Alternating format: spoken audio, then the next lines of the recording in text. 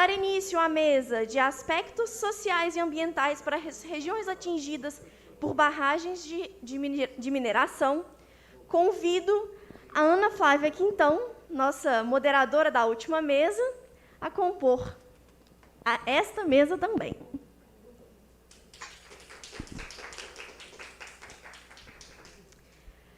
Virtualmente, temos Anderson Krenak, que recebeu de seu pai o nome Crembá na língua Krenak, nome dado a ele em homenagem a um líder de seu povo no passado, e desde então tem feito jus a esse nome, devido à luta constante que enfrenta para ajudar a defender os direitos de seu povo. Ativista e liderança indígena, é membro da Associação Atorã, foi coordenador da Língua Mãe Krenak, projeto este de suma importância para o seu povo no fortalecimento da língua materna. Iniciou a faculdade de Direito, mas teve que interromper seus estudos para poder defender a luta de seu povo, mas pretende retomar por compreender a importância dos estudos na defesa dos direitos indígenas. É também presidente do time de futebol Associação Atlética Indígena Krenak. Seja muito bem-vindo, Anderson.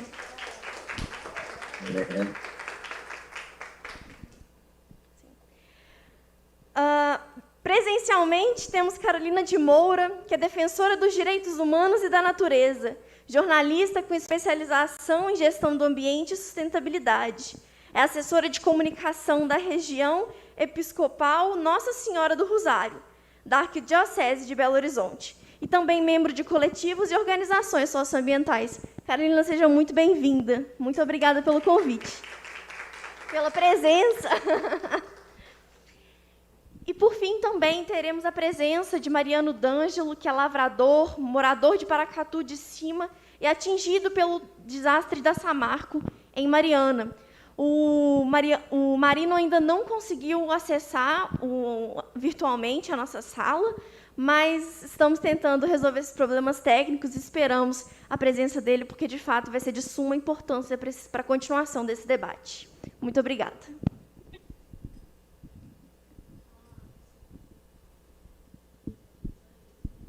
Anderson, você pode ficar à vontade para começar a sua fala, viu? Muito prazer, muito obrigada pela sua presença. Ok, obrigado. Primeiramente, né, Ereré, Antigo Pandã Ereré, pergunto, né, como vocês estão e desejo um bom dia para todos na minha língua Krenak. Ereré. E Ereré em Auí. Também, né, agradecer pelo convite, convite no qual é de suma importância para a gente estar debatendo, né, esse assunto, né, da mineração, que hoje não afeta assim, só os povos indígenas, mas como todos nós, eu falo questão de humanidade. E isso, né, já vem acontecendo há bastante tempo, né? Ainda bem que muitos estão abrindo os olhos em relação a isso. Eu falo assim do meu povo, mas existe outros povos, outros estados também que sofrem pela questão de mineração, e o nosso povo recentemente, né, tem sofrido assim, mais um sofrimento em relação à mineração, porque se a gente for olhar o nosso povo Krenak, ele sofre com a questão da mineração já há bastante tempo, vem desde o nosso povo Botocudo, né, que o nosso povo ele sempre defendeu, né, o território, a Mata Atlântica, inclusive, né, quando se fala em questão de máfia da mineração, isso vem sendo feito, né, há bastante tempo, isso foi criado há bastante tempo, porque o nosso povo hoje, ele vive na margem do Rio, né, do Rio Doce, mas o nosso povo, ele vivia tanto na direita quanto na esquerda. E devido eles acharem que o nosso povo é um entrave para a economia do Brasil, para a economia do país, o nosso povo ele foi obrigado a vir para esse lado de cá, onde lá, né, destruíram os matas para passar, na época, a linha férrea, né? E hoje a gente sempre lutou contra isso, né? Desde o nosso antepassado, então a gente sempre lutou, né, contra essa mineração que desde muito tempo também atingiu as nossas águas, os nossos rios, as nossas matas e a nossa cultura. E recentemente, né, a gente teve a questão do rompimento de Mariana. O rompimento de Mariana, onde hoje faz, acho que se não me engano, 6 anos, né, que aconteceu, né, na verdade, né, a gente vê como um crime que, né, toda data, assim, né, entristece aqui o nosso povo, por quê?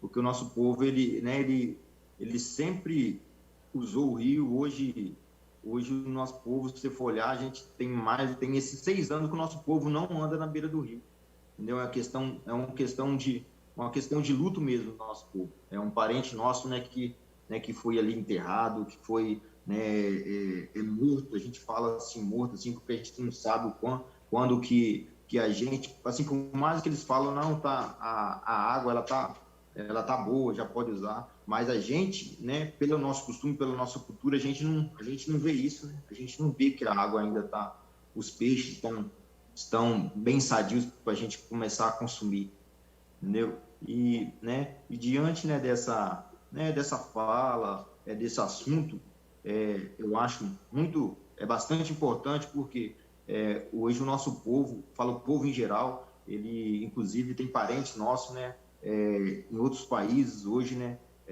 fazendo, né, a defesa do meio ambiente, né, do clima, mas nada assim adianta muito, né, se a gente não começar a se unir e ver que isso aí é um bem para todos, não só pela questão indígena, entendeu? Mas é um bem para o planeta, é um bem para a humanidade, é defender essas questões de clima, de meio ambiente, né?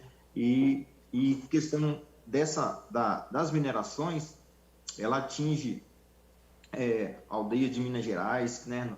No caso é a nossa, pouco tempo aqui atingiu a aldeia do Pataxó aqui em cima, e no Maranhão outros parentes sofrem com isso, e isso afeta a população em geral, e a gente tem buscado assim meios de denúncia.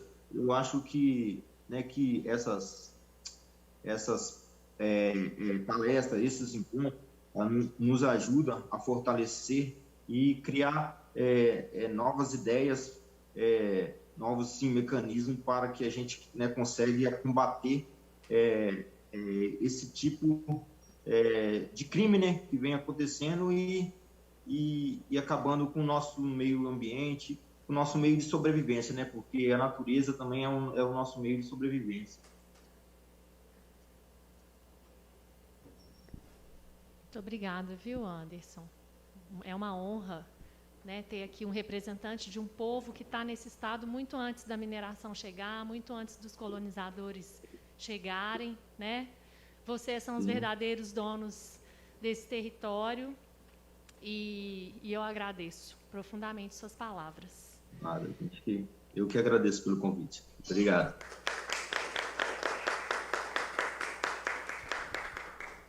Então, vamos dar continuidade. O Marino conseguiu se conectar? Sim. Ele está na sala. Ele está? Pode chamar ele. Então, Marino, primeiro, muito prazer. Agradeço muito sua participação aqui hoje nesse dia tão triste, mas é em nome da resistência que a gente, né, está aqui presente. Você fica à vontade aí para trazer suas palavras. Bom dia, meu nome é Marino D'Angelo Júnior.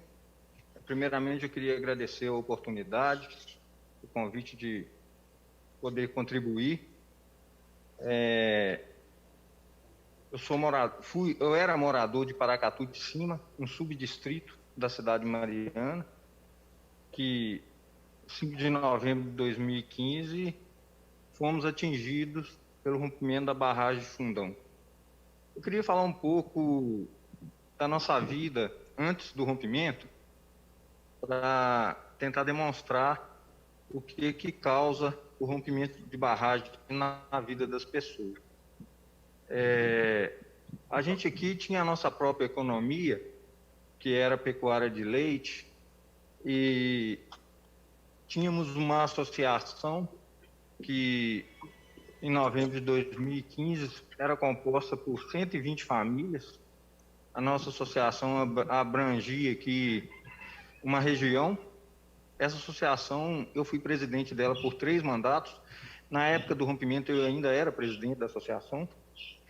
A gente começou do nada, construímos tudo que a gente conseguiu em conjunto, sem a ajuda de ninguém. Tudo a gente comprou. Conseguimos o melhor preço da região, o maior volume de leite da região. A gente chegou a ter 10 mil litros de leite dia. E a gente tinha a nossa autonomia, a nossa independência, e foi tudo conquistado com muita luta. Nunca dependemos de mineração. Com o rompimento da barragem, daquele dia em diante, nós passamos a viver um retrocesso. 50% das propriedades que compõem a nossa associação, de produtores que compõem a nossa associação, foi destruída pela lama. E hoje a nossa associação está com 2 mil litros de leite dia. A maioria dos produtores desistiram da atividade. Eu era um produtor na época de quase 1.000 litros de leite dia, mas 1.000 litros de leite dia, gente, foi conquistado. Não é que eu nasci produzindo já. Eu fiz curso do Senar, fiz curso de inseminação artificial. Nós somos pequenos produtores aqui, agricultura familiar, e a gente foi desenvolvendo com tecnologia em pequenas propriedades. E eu cheguei a produzir quase 1.000 litros de leite dia, e eu era o maior produtor de leite da associação e da região. Hoje eu estou produzindo 160 litros, continuo sendo o maior produtor de leite da associação, e talvez até da região.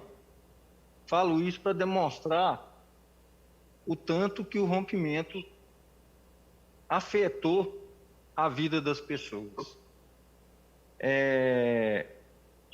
Quando aconteceu o rompimento, eu fui retirado da minha moradia. Hoje moro numa casa alugada, propriedade alugada. Fui retirado sem ser reconhecido, atingido. E esse processo de luta para conquistar e tentar ser reconhecido como atingido causou para mim um adoecimento. Hoje eu fiquei diabético, tomo 3 remédios para pressão, tomo 3 comprimidos de depressão e não consigo mais exercer as atividades da mesma forma que a gente fazia antes, né? Hoje tem dia que eu estou bem, tem dia que eu estou mal, que eu não aguento muita coisa, eu fico mais deitado. E a gente vai aprendendo ao longo desse processo e observando que, até baseado nas falas anteriores aí, que o crime causado pelos grandes empreendimentos é um crime legalizado, né? Ele tem o aval e o apoio dos 3 poderes.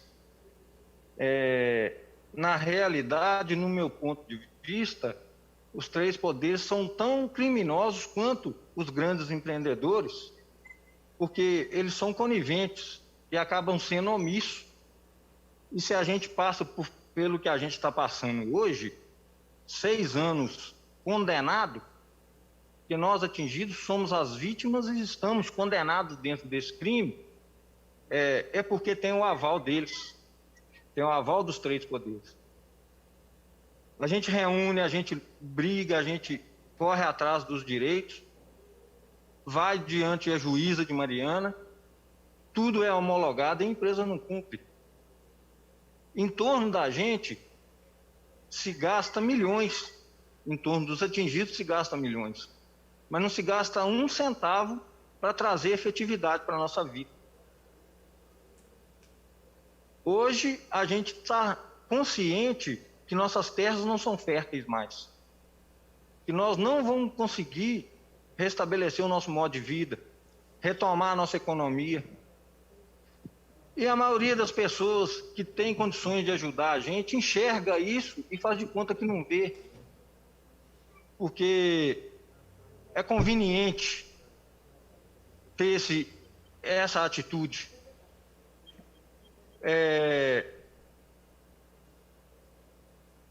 Eu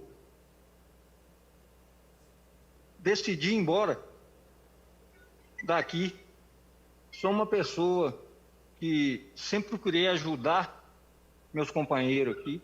Todo mundo, por eu ter sido presidente da associação, me procura para tentar resolver as questões, mas eu vou ter que ir embora e recomeçar num outro lugar, porque um rompimento, ele fica impregnado na vida da gente até a alma.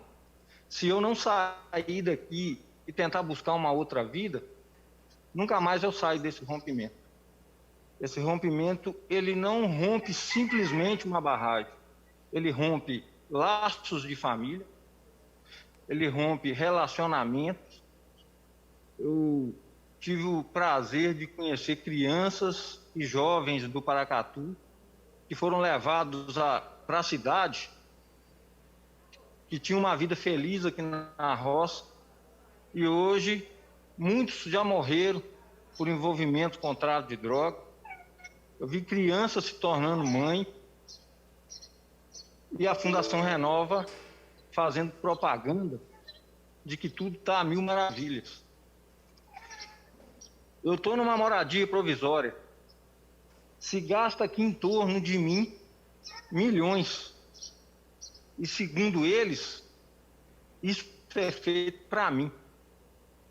Agora, quando vai para a vida de um atingido que perdeu tudo, não se pode gastar nada. É o mínimo possível. Eu conheço uma senhora aqui que pediu um quarto a mais na casa, na nova construção. A gente conquistou o direito de 20 metros quadrados a mais na construção como compensação. A Renova falou para ela que para fazer um quarto a mais teria que diminuir na varanda ou então na cozinha. Aí ela entrou em acordo com eles e eles vão fazer o quarto, mas a garagem ela vai fazer por conta dela. A sensação que eu tenho é que eles gastam tanto dinheiro perto de mim aqui para falar para mim: nós destruímos sua vida, temos dinheiro para te pagar, mas não vamos te pagar porque nós temos o poder disso. Você vai ficar aí até você desistir. Entendeu? Então hoje a nossa região é uma região muito pobre, perdeu a principal atividade econômica, nada é feito. Tem meus animais aqui que só do dia 23 de setembro até hoje eu perdi 9 animais de fome, porque a Fundação Renova se nega a dar uma alimentação de qualidade para os animais, não só meu, mas como de todos aqui perto de nós. E o que é pior, a gente está condenado por um crime causado pela mineração, sem saber quando que a gente vai ser libertado. Outra coisa, as pessoas são obrigadas a viver nas próprias terras, as que tomaram esse tipo de decisão, sem ter um laudo verídico da contaminação de metais pesados. Eu tenho informação segura, foi a pessoa viu, ela não falou comigo que falaram para ela, não, ela viu. Toda a bateria daqueles caminhões fora de estrada era descartado na barragem Fundão, tudo que era lixo tóxico era descartado na barragem Fundão. Por isso, estudos independentes provam que a lama é contaminada, mas a Renova usa outro método e fala que não é. Então a gente precisaria de um estudo sério e que não tivesse contestação e que, na realidade, desse para o atingido poder jurídico para ele reivindicar. Eu conheço um lugar pequeno aqui, de 60 habitantes, que 4 pessoas próximas uma da outra morreram de câncer em pouco tempo, em questão de 4 meses. Moravam praticamente dentro do rio, perto do rio.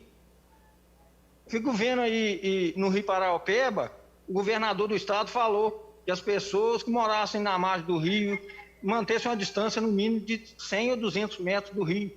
Aqui em Mariana você pode mergulhar no rio. Então, são questões que vêm acabando com o resto do que sobrou dos atingidos. Estudo de água. Os reassentamentos, eu participei das reuniões.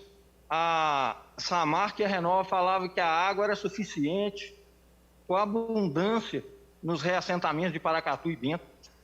Hoje as comunidades, está sendo oferecido para eles simplesmente água potável, água bruta, para eles retomarem o modo de vida, não vai ser oferecida.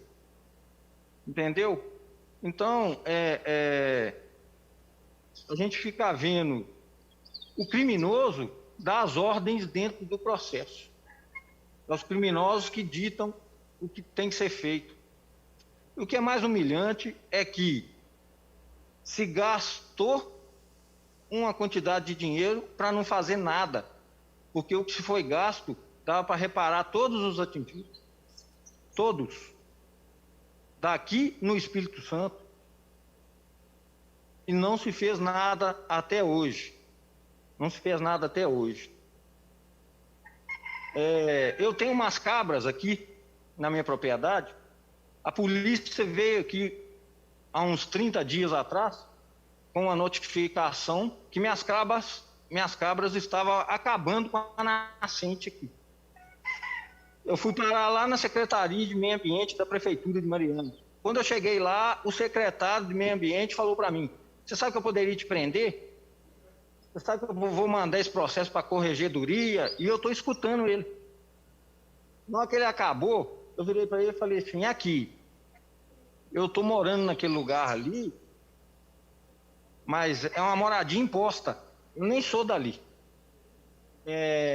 O rompimento da barragem de Fundão destruiu 6 nascentes na propriedade do meu amigo. Ele tinha 7. Você foi lá? Você notificou alguém?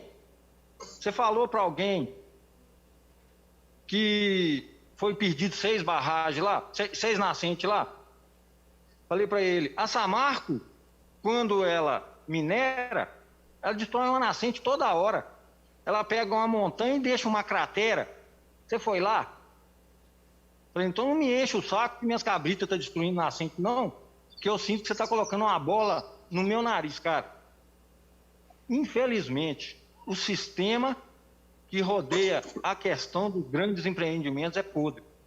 É podre, e a gente que consegue perceber a podridão é muito mais podre que a lama, adoece. Vai morrendo aos poucos, porque, desculpa da palavra, é um antro de corrupção. Fundação Renova se tornou um grande negócio. Conheço pessoas ficando milionárias à custa do sofrimento nosso, e os atingidos aí esperando a boa vontade das autoridades. Eu acho que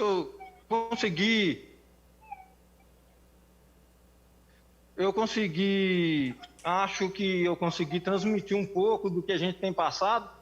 É muito triste ser atingido é ser abandonado pelos poderes desse país. É revoltante, e é isso aí que eu tenho para falar.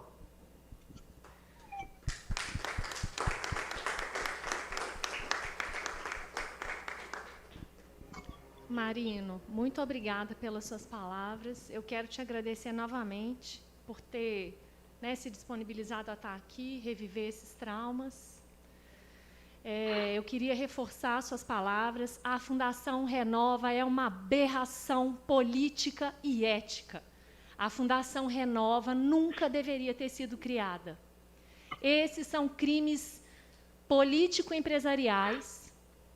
Lembrando que a Samarco pertence também à Vale e à BHP. Acho que é bom a gente lembrar o nome dessa empresa genocida aqui também. E dizer que esse crime se desdobra. O crime da Samarco não acabou. A UFMG fez recentemente, há alguns anos, um estudo sobre a saúde mental, e é algo calamitoso o que está acontecendo com a saúde mental dessas comunidades atingidas. Não acabou, não vai acabar. E a gente sente que... Bom, enfim, eu peço licença poética aqui para a emoção, para as lágrimas, e já peço a Carol para ter a licença poética das lágrimas. Muito obrigada, viu, Marino?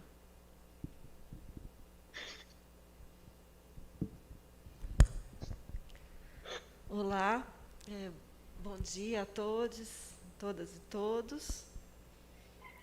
Um abraço muito forte, Marino, Anderson Krenak.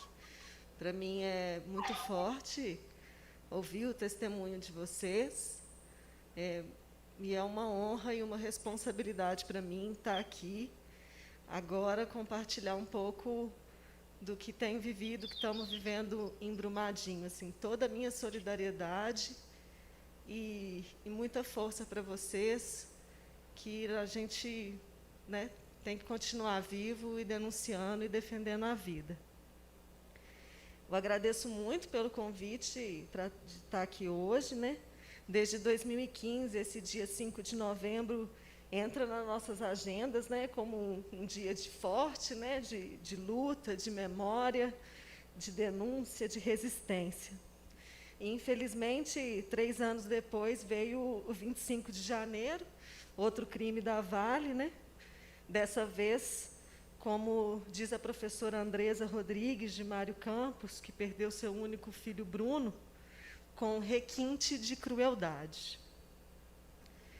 Então, diante de tantas violações de direitos que estamos sofrendo e tentativas de nos calar, o simples fato de ter um espaço de fala e escuta é algo que precisa ser valorizado. Por isso, eu agradeço muito ao gabinete da Duda e à companheira Ana Flávia pela organização desse evento, em nome de toda a equipe. É esse evento tão importante e necessário. Queria também te agradecer muito, Duda. Eu lembro quando a gente se conheceu em 2018, pegando um ônibus aqui na Praça Afonso Arinos para ir lá no Fórum Mundial das Águas, em Brasília. E eu fico muito satisfeita de ver a sua trajetória, e você está ocupando esse espaço agora e fazendo esse trabalho tão importante, que eu sei que vai ter continuidade. Assim, honrar muito, te parabenizar, te desejar muita força, muito discernimento e muita tranquilidade para você continuar nesse trabalho tão relevante para todas e todos. E esse é o primeiro tema que eu quero chamar a atenção, né? Assim, o simples fato de ter um espaço de fala é algo a ser celebrado, porque a situação das defensoras e defensores dos territórios, né, e das lideranças de associações comunitárias, como o testemunho do Marino trouxe agora, né, de pessoas que estão na linha de frente do enfrentamento a esses projetos de mineração que trazem só tragédias e mortes de pessoas, de animais e de ecossistemas.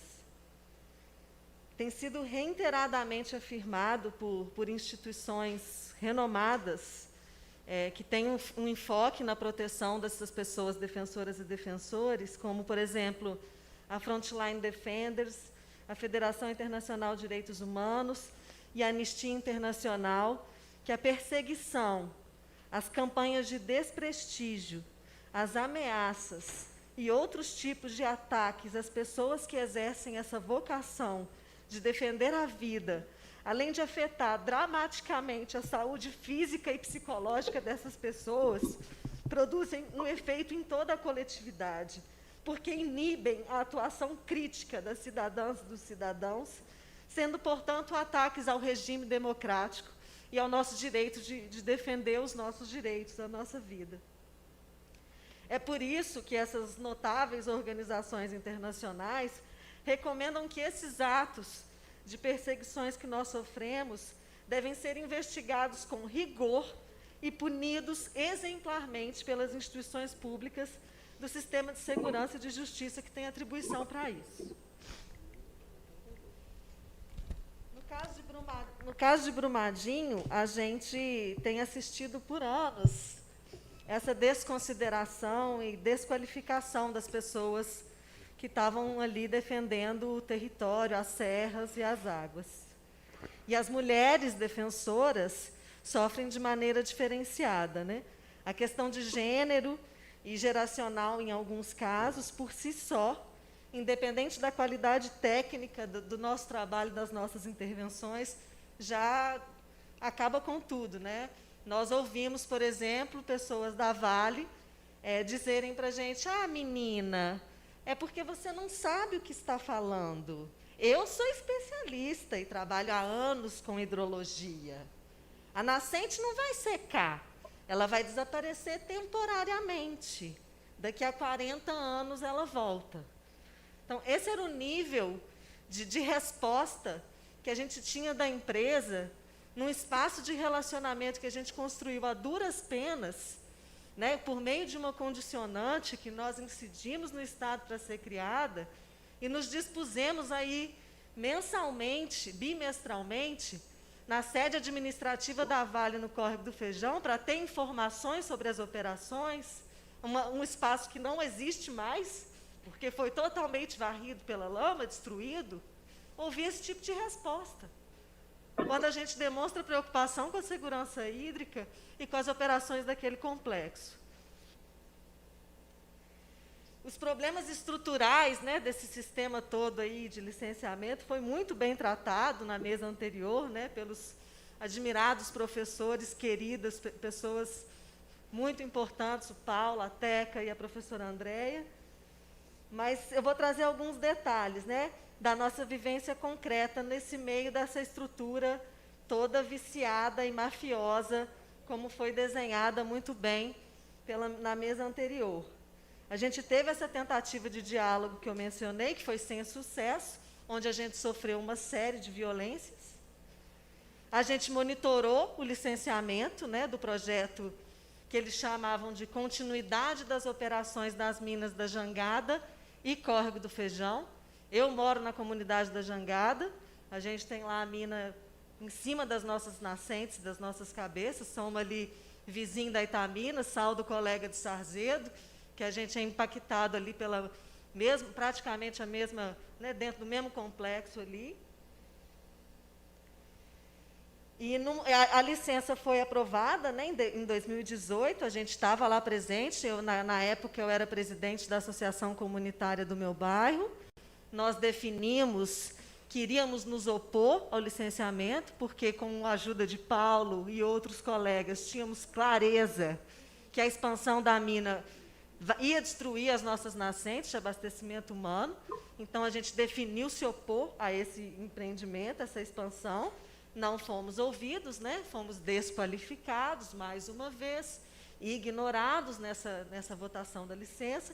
Com o apoio da Teca, pedimos vistas ao processo, tentamos tirar de pauta, apresentamos um parecer contrário, não deu, né? Já tinha apresentado feito uma representação no Ministério Público anos antes. E aí o licenciamento passou, né? A gente é obrigada, no meio depois de anos de resistência, ouvir uma funcionária da Vale dizer: a comunidade está de acordo, ciente e de acordo com o projeto. Na cara de dezenas de pessoas que saíram lá de Brumadinho para vir em Belo Horizonte dizer não. Aí a barragem rompe, as nossas vidas são brutalmente, né, interrompidas, as pessoas, 272, trituradas vivas, né, partidas em pedacinhos. 8 dessas pessoas ainda não tiveram, nem foram encontradas. A gente, antes da barragem romper, apresentou um recurso formal, oficial, contra o licenciamento, e o Estado deu uma resposta. Aí a barragem rompeu, a gente estava naquele desespero, e recebemos uma resposta do Estado que diz que, por um problema de procuração, que faltou uma procuração minha para mim mesma, porque eu era presidente da associação na época, o recurso tinha sido indeferido. Outra tentativa nossa de alerta anterior foi na Assembleia de Acionistas da Vale, no Rio de Janeiro, onde a gente, junto com uma articulação que reúne vários grupos, anualmente vai lá no Rio de Janeiro para falar diretamente com diretores da empresa e tudo mais dos problemas. Em 2018, apresentei um voto contrário às coisas todas que eles estavam propondo lá, aquelas barbaridades, e perguntando sobre um projeto Barragem Zero, da própria Vale, de 2009, 2010, que não implementaram, que era justamente para descomissionar a barragem. Mas, enfim, eu vou correr aqui, que o tempo é grande e a história é longa. Mas dizer assim, o quanto eu me identifico e sinto muito forte essa fala do Marino, né, de que a barragem ela não rompe só fisicamente no território, né, ela rompe nossos corpos, né, nossas emoções, nossa saúde e desestrutura de uma maneira absurda, né? Depois de tudo, você fala, não, agora que já teve Samarco, essa barbaridade de Brumadinho, agora alguma coisa vai mudar, né? Logo depois, a gente tinha alguma esperança naquele momento, não, agora não tem cabimento mais, e esse pessoal vai ter que recuar, porque não tem mais o que pode acontecer de pior depois disso tudo que aconteceu, né? Mas, infelizmente, as violações e a desqualificação seguiu e se renova a cada dia, aí um trocadilho, né, com a fundação, né, que as violações se renovam a cada dia. A Andréia falou sobre essa cultura da negociação e o conceito de atingido, isso foi muito, muito importante o que ela disse, exatamente porque é nesse cenário que a gente cunhou aí essa expressão da indústria da reparação. Marino diz que conhece gente que está ficando rica trabalhando na Renova à custa do sofrimento dos outros. Então, essa indústria da reparação, que nas propagandas a Vale diz que está resolvendo tudo, na verdade, é um grande negócio, né, que envolve interesses externos aos interesses do território, das pessoas atingidas. Mais uma vez, não reconhece a voz das pessoas, as vozes e as demandas das comunidades diretamente atingidas e das pessoas que defendem, né, os direitos. E aí a gente tem essa reparação performática, midiática e violadora de direitos. O Rodoanel, o Rodominério, que o companheiro trouxe, é um exemplo claro, mas tem muitas outras questões, se você olhar o processo judicial aí de reparação, que é um escândalo, né? E ainda com isso tudo, a gente sabe que a Vale está se movimentando, a questão de acesso à informação é muito grave, até achei que a Teca ia falar disso, mas é tanta coisa que ela não falou aí, do sistema de acesso à informação ambiental do Estado de Minas, que mudou o sistema e está difícil acessar, a gente não consegue saber exatamente, só vê que voou documento para cá e para lá, mas não consegue acessar os documentos. Mas o que, de fato, está acontecendo é que a Vale está se movimentando muito para voltar a operar as atividades extrativas na mina da Jangada. Ela já está fazendo, a Teca falou, reaproveitamento de finos, né, da barragem que rompeu lá no meio do sangue do pedaço do pessoal. E eles têm essa intenção de voltar a operar ali, o que para nós é uma barbaridade. Temos receio de que a licença de 2018, que foi suspensa, seja simplesmente renovada, e aí você para pensar, essa licença teve um estudo de impacto ambiental feito em 2016 e 2017. Olha tudo que mudou no território, e a licença vai ser simplesmente renovada.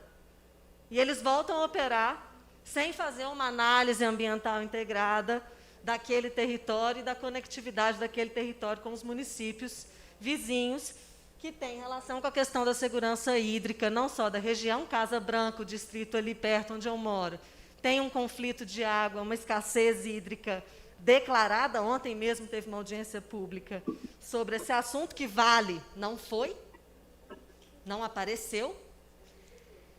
E aí, para finalizar, tinha mais um tema que eu queria falar sobre as ações penais, mas eu vou pular porque acho que eu já extrapolei o tempo, mas que nesse momento também da COP, né, do clima, que a gente já mencionou aqui, Ana Flávia, especialista no assunto, Paulo trouxe muito bem, né? Nós temos que fincar as nossas bandeiras de resistência nos topos de morro para garantir, né, a recarga hídrica das nossas águas subterrâneas, que são as nossas reservas estratégicas e fundamentais diante da emergência climática.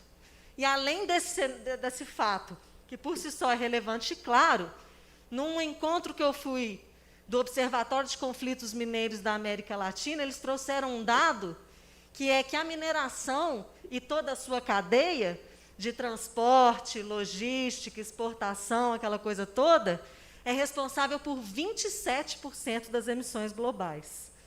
Então, quanto nesse contexto de emergência climática, a gente não tem outra saída que não seja se opor a esses projetos de mineração que destruem as serras, destroem as águas subterrâneas, matam as pessoas desse jeito violento, brutal, e vão impedir a nossa possibilidade de vida.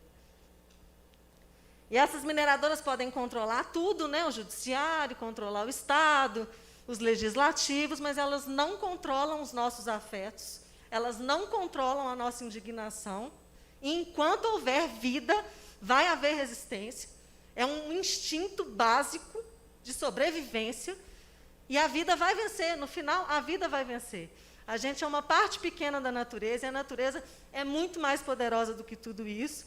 E eu sei que é muito difícil, mas a gente tem que fazer o máximo possível para manter essa chama da esperança acesa dentro de nós. Muito obrigada.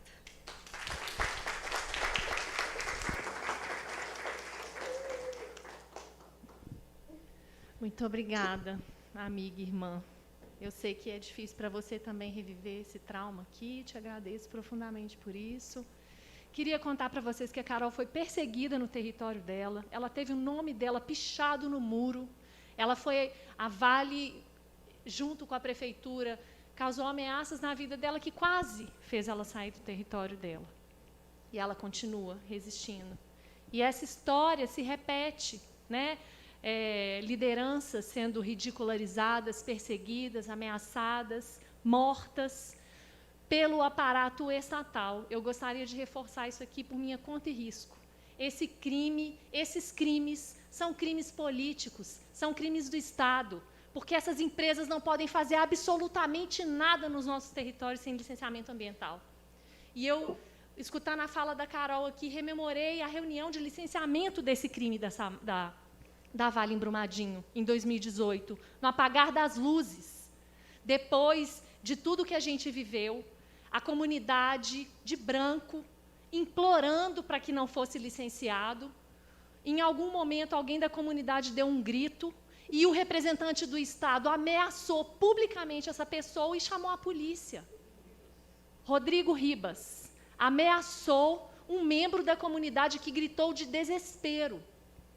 Então, esse crime se prorroga, ele não termina aqui, ele não terminou em 2015, ele não terminou em 2019. As comunidades são obrigadas a conviver com esse crime. O povo Krenak perdeu o seu parente, né, Anderson? Sim. O rio é um parente, um membro, né? Se você quiser falar um pouco sobre isso, o Rio Atu, eu fiquei muito sensibilizada na época, o Giovanni Krenak nos mandou uma carta.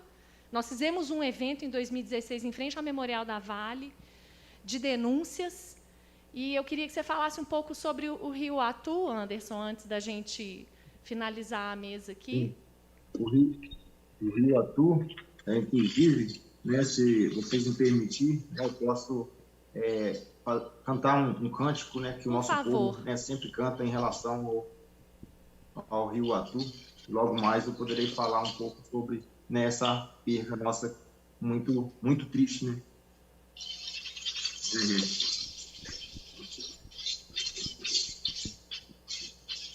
O Atu minharé, o Atu minharé, o Atu oxinhaui, o Burumandré, o Atu oxinhaui, o Burumandré.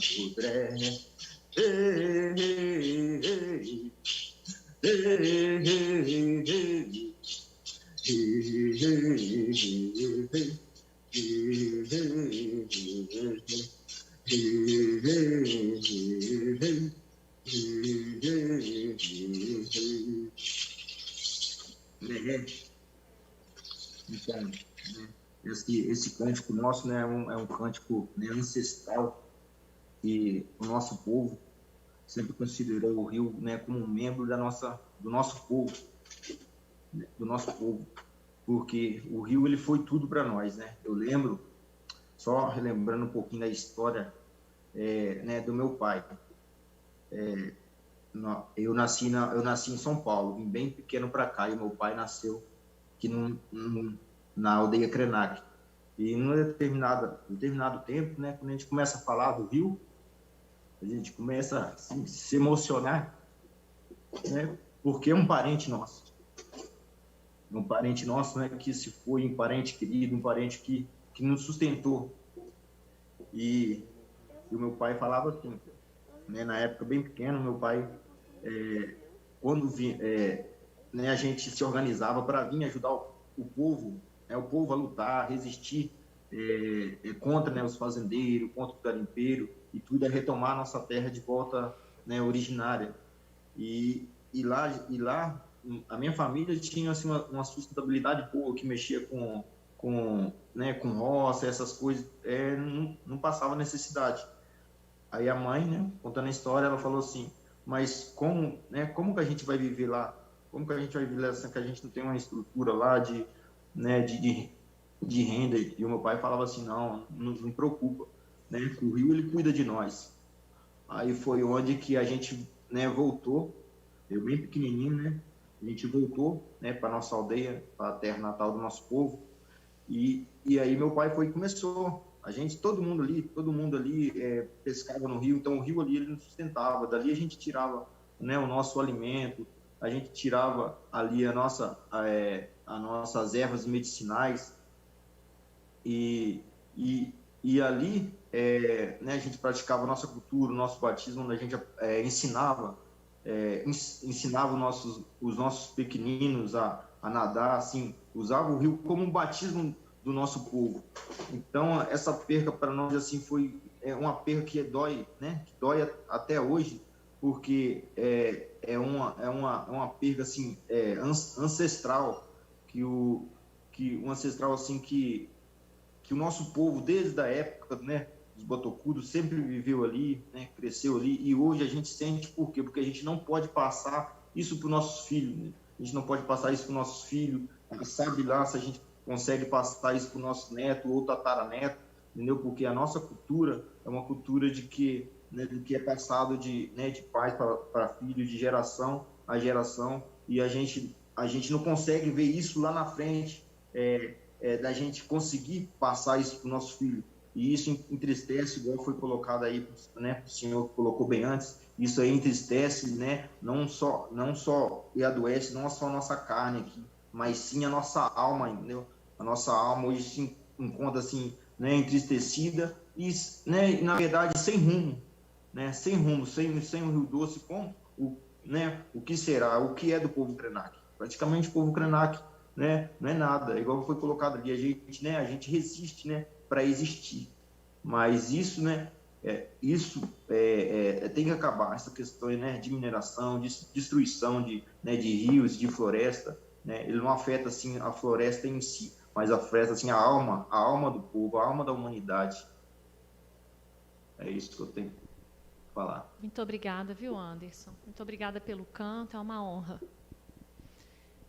A gente chegou, estouramos o limite, mas como a gente tem 2 horas de almoço, vamos abrir para o debate. Tem alguém que quer falar alguma coisa, algum comentário?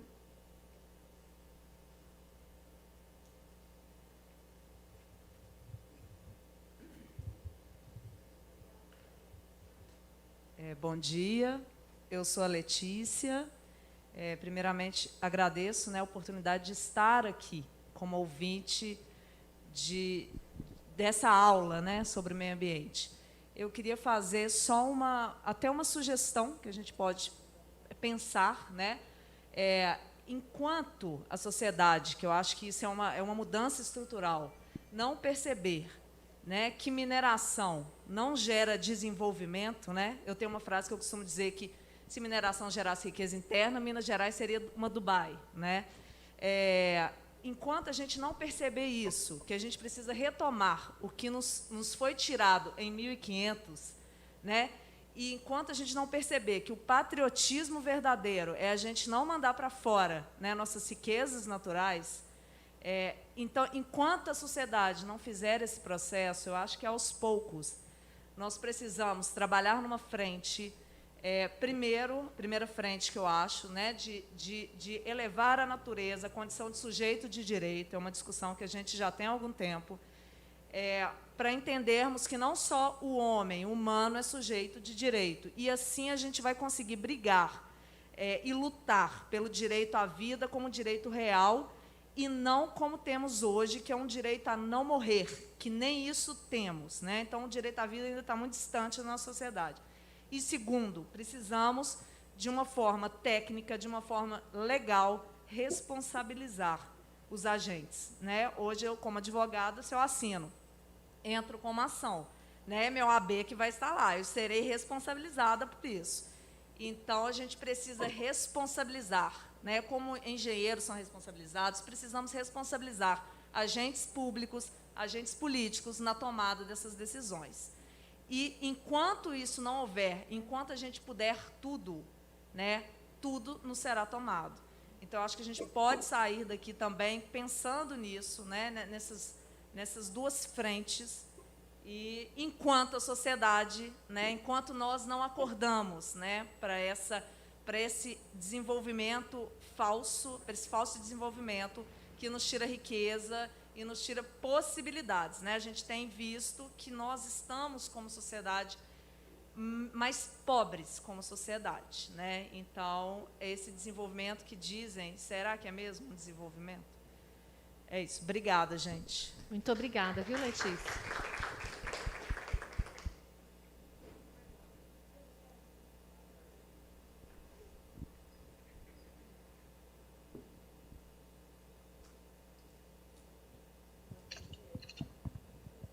Boa tarde, pessoal. Eu sou a Laura Costa e atualmente eu trabalho com essa linha de desenvolvimento sustentável, sou pesquisadora e trabalho nessa área. Só um minutinho que o celular tocou aqui. Primeiramente, eu queria agradecer pela oportunidade de poder estar participando desse momento tão importante, pelo mandato da Duda, que é um mandato que abre portas, que inclui as pessoas. E acho que a gente está aqui hoje, numa sexta-feira de manhã, discutindo isso, com as portas abertas da prefeitura, é sinal de resistência. E ouvir a fala de vocês dá muita força para a luta, né? A gente desistir não é um privilégio e por isso a gente segue. E hoje eu saio daqui fortalecida exatamente nesse sentido. A fala da companheira ali a respeito do nosso direito de viver é muito importante, porque eu acho que esse direito já nos foi negado, né? E o que a gente vem tentando fazer é como reconstituir os nossos direitos de não morrer diante de todas essas tragédias. E pensando em uma questão mais prática, até a nível de o que a gente pode fazer em termos de precaução, eu queria saber a opinião de vocês a respeito do atual acordo que está em voga na Assembleia Legislativa, no acordo da Vale, e o que a gente pode fazer para impedir que outras cidades mineiras entrem nessa mesma lógica, né? Então, eu acho que a gente tem que ter planos de curto, médio e longo prazo para conseguir barrar esse processo que a gente sabe que várias cidades estão, enfim, em ameaça. A minha família é de Conceição do Mato Dentro, eu sei o que acontece lá, a gente sabe das barragens, a gente sabe dos processos que existem, e a gente sabe de uma série de outras cidades em Minas que estão com altíssimo risco, né, em que a gente não sabe quando que a coisa vai estourar e quando que esses, eu costumo chamar de crimes, vão voltar a acontecer. A nível legal e também do ponto de vista ambiental, o que a gente pode fazer hoje, em formato de marcos, para impedir que esses riscos estourem, né? Então, a longo prazo, a gente sabe o caminho que a gente precisa de percorrer pelo desenvolvimento sustentável. Mas hoje, a nível de marco legal, o que pode ser feito para que isso possa ser impedido e para que essas vidas possam não ser ceifadas, uma vez que elas já não estão sendo preservadas? Obrigada, gente.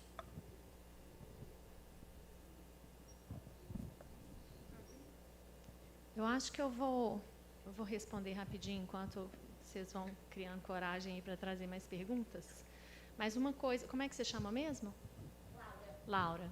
o que pode ser feito, eu vou falar como ativista, né, com a minha experiência. Assim, eu acho que a coisa mais importante que deveria acontecer nesse Estado é mudar essa legislação 21296, que é a legislação do desmonte do licenciamento ambiental. Eu acho que a nossa luta aqui, esse é um evento político, nós convidamos todos os parlamentares da Assembleia e da Câmara, né? Felizmente temos aqui parlamentares presentes, mas além da resistência social e popular, que essa nunca parou, né? Os movimentos e os coletivos estão fazendo as lutas, estão usando todas as ferramentas disponíveis, mas é importante que a gente tenha uma luta política. Entretanto, é o grande dilema, né? Como que a gente vai trazer esses atores para cá? Como que a gente vai dialogar com os parlamentares que há alguns anos votaram a favor desse PL e hoje se dizem defensores dos atingidos dos crimes que eles licenciaram, né? Então, é uma pergunta...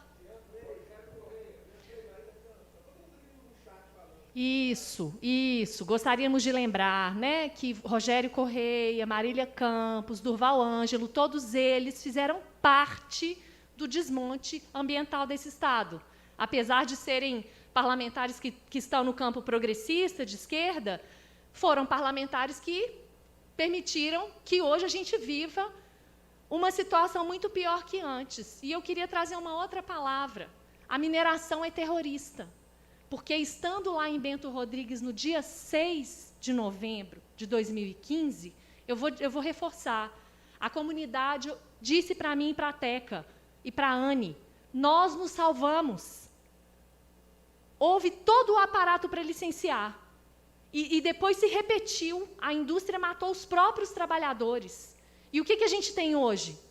A Serra do Curral sob ameaça, os aquíferos que abastecem o Rio das Velhas sob ameaça, a ampliação das cavas em Nova Lima, com rebaixamento de lençol freático, o processo de licenciamento ambiental da mina Apolo da Vale, no último aquífero intacto do quadrilátero, em processo de licenciamento. Então, companheira, é muita resistência, é isso que a gente tem que fazer, né? Tem umas perguntas aqui, que eu vou ler. A primeira, a Marina Brito, fala assim, gostaria de saber como essas questões são tratadas pelos governos de outros países onde as mineradoras também agem, como na Austrália, por exemplo. Eu quero falar primeiro que lá na Austrália eles não têm a mineração próxima das comunidades e nem que afeta águas. E a segunda coisa que eu quero dizer é que nós somos países do Sul, nós somos países colonizados. O que acontece com as nossas comunidades aqui não é o que acontece no Canadá, na Europa, né? É uma lógica completamente diferente. Depois, se alguém quiser complementar essas respostas, eu vou passar o microfone. E a Sãozinha Renan de Menezes perguntou, é possível conciliar extrativismo e mineração com consumo consciente? E o que eu quero dizer é uma coisa que é muito simples. O planeta é finito. Esses bens minerais, eles são finitos, mas a nossa sociedade vive como se não. Eu acho que a primeira coisa que a gente tem que pensar é, até quando vai haver mineração? Para que a gente está minerando tanto? E onde que essa mineração tem que acontecer? Porque a gente escuta muito isso do campo progressista, né? Tem que ter mineração, tá? Mas onde? A gente não chegou no limite? A gente chegou no limite de erosão de espécies. A ciência já comprovou, estamos vivendo a sexta extinção em massa. Já tem robusta evidência científica sobre isso. E mineradora licenciando, eles chamam lá de supressão, ecocídio, de mata nativa, de animais silvestres, né? Na sexta extinção em massa e no colapso climático, com redução de chuvas, mineradoras licenciando destruição de aquíferos com rebaixamento de lençol freático. Eu queria saber se alguém quer mais comentar essas perguntas.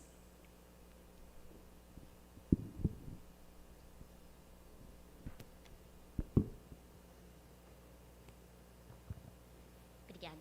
Eu queria comentar especificamente esse ponto da pergunta que a gente teve no chat a respeito da Austrália.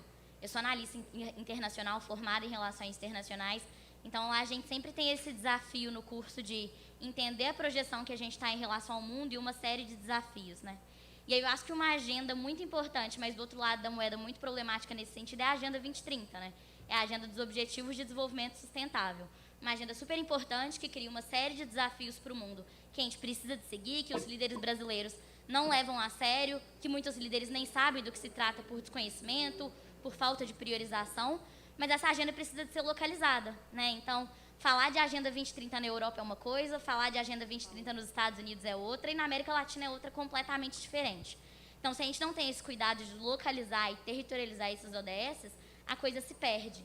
E, às vezes, quando a gente vai para discussões como a COP26, esse é o meu grande ponto, né? Então, quando a gente está falando desses desafios, a gente está localizando que o Brasil é um país que continua num processo de neocolonização, que a gente segue nessa lógica de exploração, sendo colonizados todos os dias com base na teoria da dependência. Então, acho que essas questões são super importantes, assim, da gente tratar.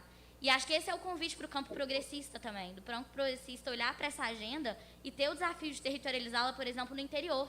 Então, quando a gente olha lá para o primeiro objetivo da ONU, de erradicar a pobreza, o que chama-se erradicar a pobreza em Brumadinho? Com certeza é diferente de Nova York. Então, não dá para a gente pensar nas mesmas métricas e nos mesmos parâmetros para gerar esse desenvolvimento sustentável. E eu acho que é um desafio para as lideranças políticas e para os pesquisadores fazerem justamente esse trabalho, que é um trabalho de pesquisa qualitativa e de dados, para que a gente encontre esses novos parâmetros, assim. E aí eu acho que o convite para o campo progressista, e eu fico muito triste de ver pessoas que se consideram à esquerda e progressistas deixando o caminho sustentável de lado, é que a gente enfrente essa temática de uma vez por todas com coragem. Sábado eu tive a oportunidade de ter uma aula com o Aldo Rabelo, que foi ministro, né, durante a era Lula, foi deputado federal por 6 vezes. Foi uma aula fantástica, mas que eu tive algumas discussões importantes para ele. Porque é uma liderança que não vê, por exemplo, a sustentabilidade como uma pauta única em si mesma e prioritária. E é muito importante que a gente avance nesse sentido, né? A desigualdade social precisa de ser combatida, mas a pauta da sustentabilidade faz parte disso. E eu acho que a esquerda usa muitas vezes de um argumento que ele cai em si próprio, que a gente precisa de falar sobre ele, que é o seguinte: sustentabilidade é pauta para rico. Quem se porta em andar de bicicleta são pessoas ricas, né? Isso não consegue chegar nas camadas mais periféricas e vulnerabilizadas da sociedade. Tudo bem, a gente precisa de ter esse recorte. De fato, é uma pauta que, por muitas vezes, é extremamente elitista, mas a gente não pode se esquecer que quem mais sofre com as mazelas da vulnerabilidade sustentável são as pessoas mais pobres. São quem está lá perto dessas comunidades onde a mineração explora. São aquelas pessoas em situação de vulnerabilidade econômica que sofrem com isso. Então, tratar do recorte sustentável é imprescindível para tratar desse recorte social. E acho que, como esquerda, a gente não pode se privar desse debate que é desafiador e que precisa de ser encarado. E eu vejo que tem muita gente que, pela facilidade do recorte social, prefere deixar de lado para não entrar nessas questões e acaba votando projetos desse tipo. Então, acho que é muito importante a gente centralizar esse tópico. Obrigada, gente. Eu acho que a sustentabilidade é dita como um debate elitista porque a esquerda se furta. E é necessário que a esquerda revisite os conceitos de racismo ambiental e de justiça climática. Porque na hora que faltar água, não vai faltar nos condomínios de luxo. Vai cortar primeiro nas comunidades. E água é vida, né? Água é tudo. Então, o que a gente está falando aqui de natureza como seres humanos, pela nossa própria sobrevivência, né? Não apenas por um preservacionismo exótico, né? A Carol vai fazer. Então, eu vou só aproveitar que foi mencionada essa questão de que os países, né, de fora, como tratam essa questão. O caso de Brumadinho é bem forte, porque ele envolve diretamente uma empresa alemã, a TÜV Süd, que foi a certificadora, né, da barragem, que poucos meses antes da barragem romper, deu um atestado de estabilidade dessa barragem, e as autoridades, os promotores de justiça entendem que, se a TÜV Süd tivesse emitido um certificado verdadeiro, medidas poderiam ter sido tomadas, ao menos para evitar a morte dessas pessoas. De todas as 272 pessoas, joias, essas sim, joias, né, não a Vale, como o presidente afirmou pouco depois do rompimento da barragem.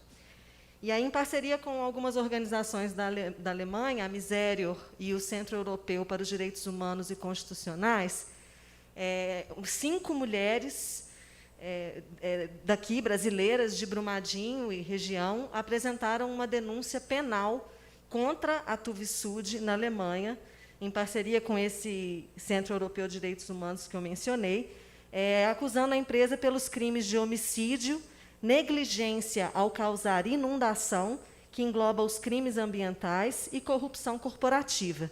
Essa denúncia foi apresentada em outubro de 2019, e o Ministério Público de Munique acolheu essa denúncia e está procedendo com as investigações. Isso é muito importante porque essas grandes empresas, elas têm uma prática de criar subsidiárias nos países do Sul e deixar toda a responsabilidade ali. Então, a Tuvisud Brasil é responsável por esses crimes, mas a matriz, lá na Alemanha, não é penalizada, não é responsabilizada por esse crime. E essa denúncia na Alemanha tem relevância por isso, né? Porque responsabiliza a matriz, e as investigações do Ministério Público identificaram e-mails da Tuvisud Brasil para a Tuvisud Matriz, que deu a carta branca de pode emitir esse atestado. Então, a gente tem muita esperança, no meio de tantas tragédias e violações cotidianas, de que a gente tenha algum resultado positivo na Alemanha que vai, de alguma maneira, pressionar a justiça brasileira a se mexer quando lá a empresa é responsabilizada pelos crimes que cometeu. E essa denúncia aconteceu... A Europa e alguns países estão discutindo também uma lei de devida diligência. O que isso quer dizer? Quer dizer que uma empresa de automóveis da Alemanha que compra minério de ferro da Vale vai ter, a partir dessa lei, a responsabilidade de olhar a origem do produto que ela compra. Inclusive, em janeiro do próximo ano, quando vai ter o marco de 3 anos do rompimento da barragem em Brumadinho, que vai ter uma série de atividades, né, a terceira Romaria pela Ecologia Integral e outras várias, vai acontecer um evento, uma live internacional, para discutir exatamente isso. Quais são os impactos dessa lei de devida diligência na Europa, no Brasil? Porque as empresas lá que compram nossos bens aqui explorados dessa maneira violenta vão ter a responsabilidade de olhar se aquele material está sujo de sangue, de violação e de tragédia. E, se tiver, serão também responsabilizadas, poderão ser responsabilizadas pelos crimes cometidos aqui do seu fornecedor, que, no caso, é a mineradora que explora e vai vender para lá. Então, isso está acontecendo e é uma coisa, né, algo que pode gerar alguma mudança, esperamos. E acho importante a gente ficar atento sobre isso. Em janeiro, né, vamos continuar esse trabalho, esse debate, e convido todos vocês a participarem. Né? Como mencionado, eu trabalho na região episcopal Nossa Senhora do Rosário, a gente chama de Renser, que atua ali em 8 municípios na região de Brumadinho. E a terceira Romaria vai acontecer, vai ter uma programação ampla, e desde já eu convido todos vocês para acompanharem e participarem com a gente. Obrigada. Obrigada, Carol. Aí eu acho que a gente já avançou bem no horário, mas o Bruno se inscreveu para falar, né?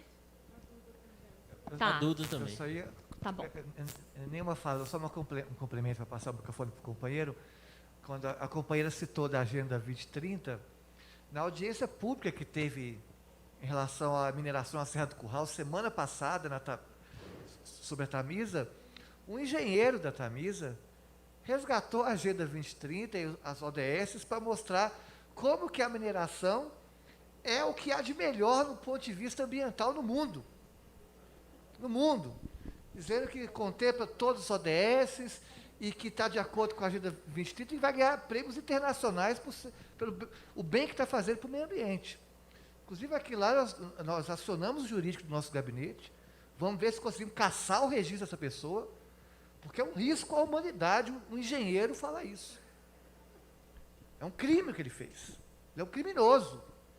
Como é que ele defende que o que vai fazer na Serra do Curral é o que há de melhor no meio ambiente? Então, a gente vai consultar o CREA, todas as entidades possíveis, para ver ele ser responsabilizado pelo que ele disse. um absurdo que ele falou. Então, esse discurso que você disse, que é fundamental, é usado de má fé pela mineradora. O exemplo é o que a Tamisa está fazendo, né?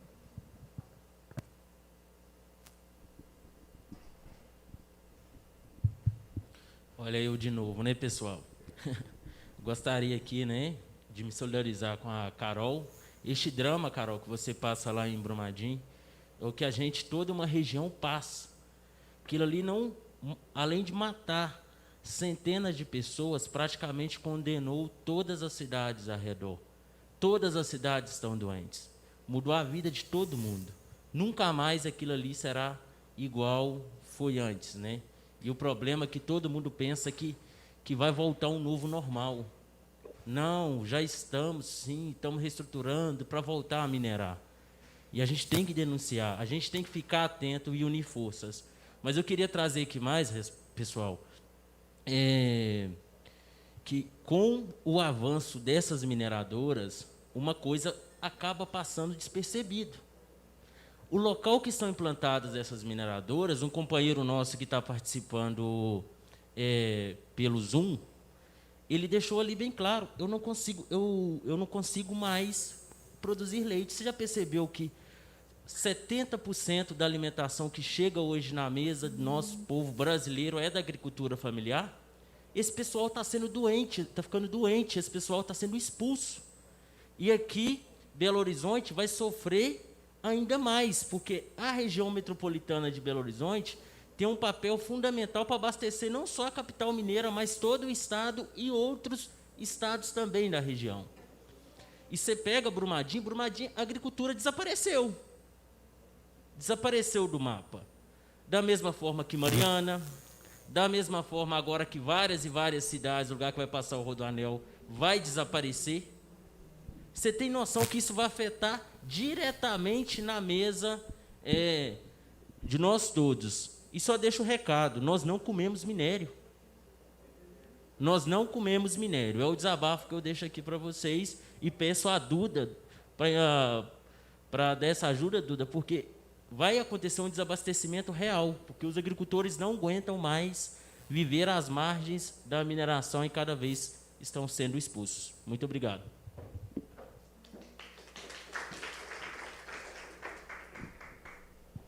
A gente trouxe uma faixa ali, vou pedir para a Sofia pegar naquela sacola ali, é uma faixa que a gente levou para a audiência pública da Tamisa, que é Minério Não Se Bebe.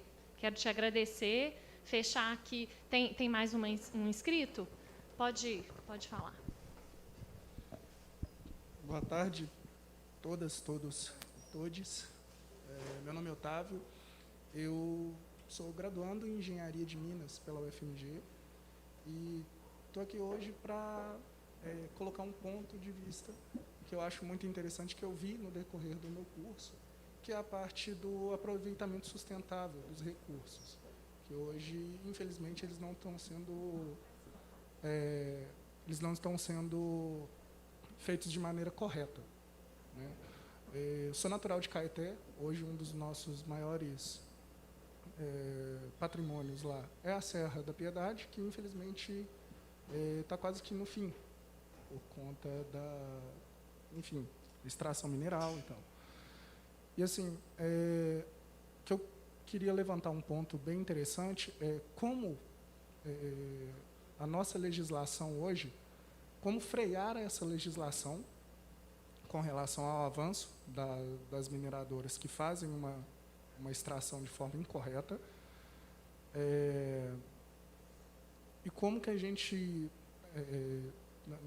nessa barreira que a gente vai, não vou colocar impor, mas lutar para que seja deferida, a gente consiga fazer isso da forma que essa parte de aproveitamento seja realmente executada, né? Desde que nós não possamos destruir tanto o meio ambiente, né? E acho que conscientizar mais as pessoas que estão por trás disso, né? Eu acompanho o perfil da nossa querida Duda aqui, semana passada houve um acontecimento com ela e ela colocou nas redes sociais que a melhor forma de agir é através da educação. Então, eu acho que através da forma da educação, essa coisa toda, como a gente pode melhorar a conscientização, como a gente pode conscientizar melhor, principalmente essas grandes empresas, porque nós hoje somos, numa maneira crua de se dizer, nós hoje somos peixes pequenos, né, em vista dos tubarões que são a Vale, entre tantas outras empresas.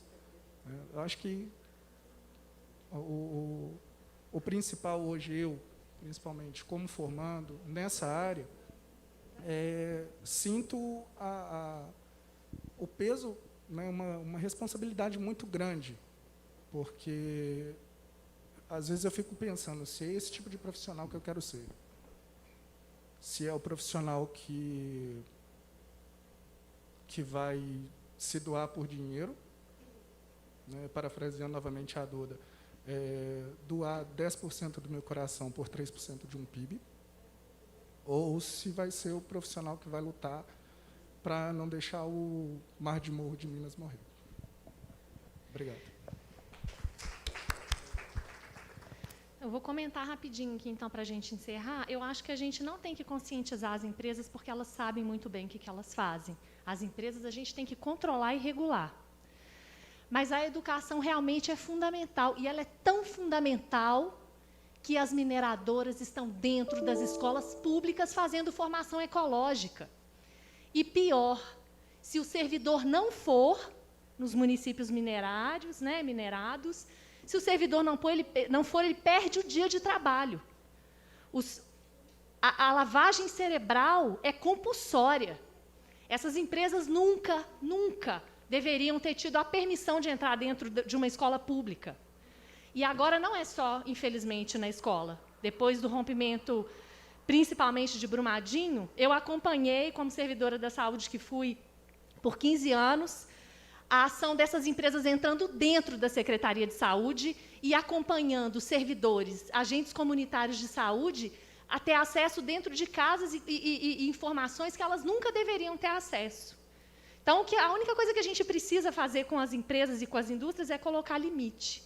Agora, a educação popular e social, sim, eu acho que a gente tem um grande desafio pela frente.